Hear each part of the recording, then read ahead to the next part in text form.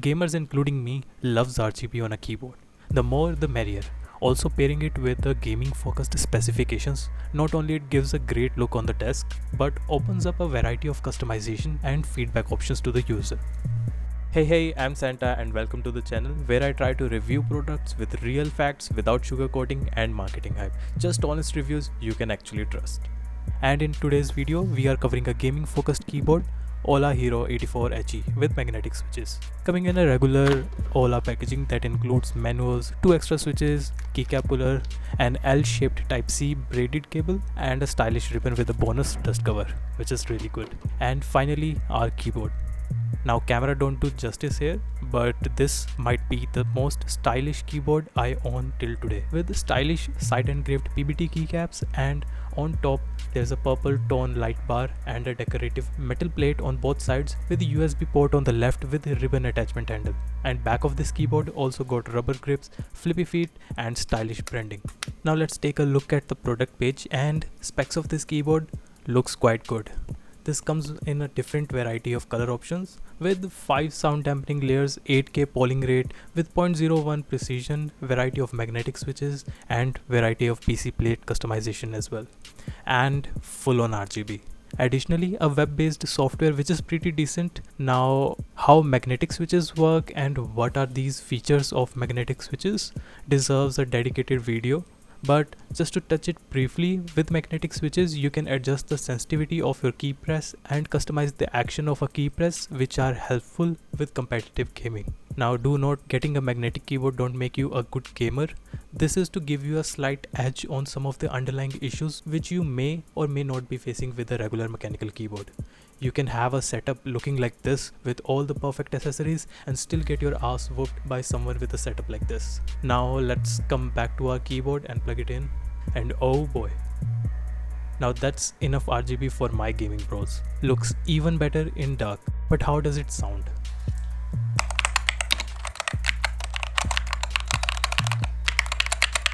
Now sound preference is totally subjective, but for my taste it's a bit loud and clacky. Well, let's take it apart and see if we can mod this thing. Starting with the up close of keycaps, which are quite unique and are meant to give you that extra RGB glow. But if you don't want this, there are regular options as well which might suit your preference. And these are closed bottom Leobog Jade King magnetic switches which are loud enough on their own. And I guess that's what they meant by pure sound on the description. And this keyboard is hot swappable with magnetic switches, but they are using a fiber switch pad material here than a regular XPE pad, but this feels like a rough paper with no cushioning.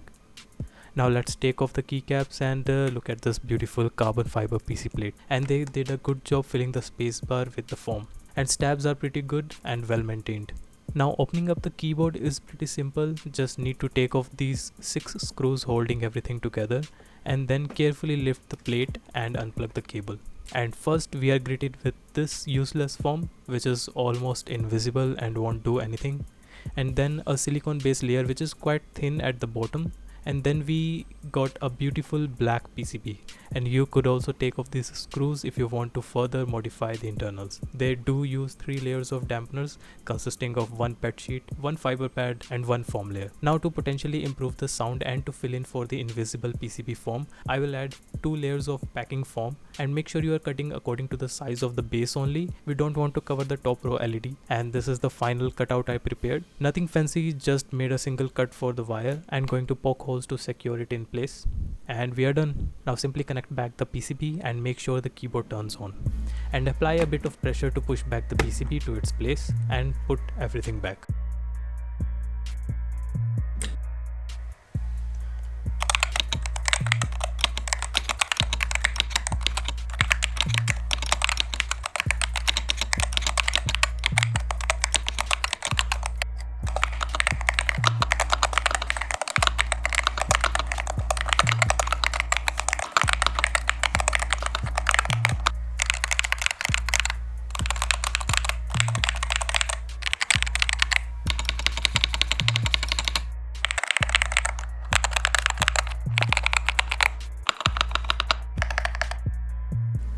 Now, as per my final opinion, this is a great keyboard with solid build, lots of customization options, and coming in both 75 and 65% layout, featuring Hall effect features with web-based driver, and you could buy it at a decent price as well.